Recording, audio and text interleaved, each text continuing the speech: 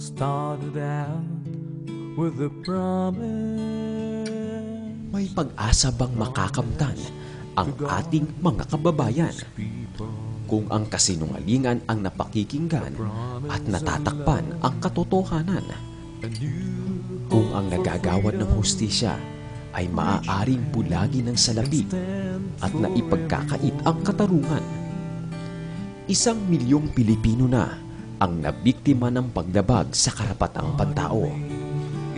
Maging ang 20 kabataang naaabuso sa isang araw lang. Kabilang na ang 10 babaeng nabibiktima ng karahasan. O mga bilanggong nilipasan na ng panahon sa mga rehas na bakal dahil sa mga napabayaang kaso.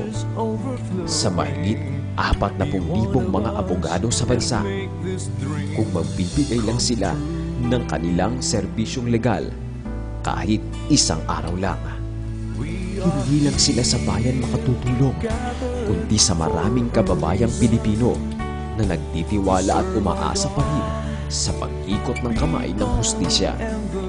Isang araw lang.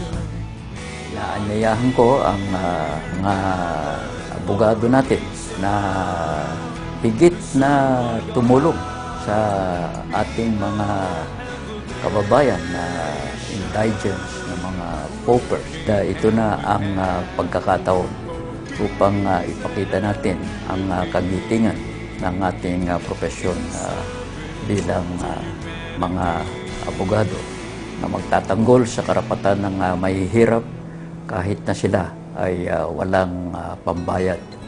Magpapasimula ang lahat sa isang araw lang.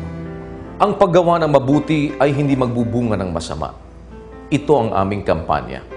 Samantalahin natin ang mabuting pagkakataong ibinibigay sa atin ng Diyos upang gumawa ng kabutihan.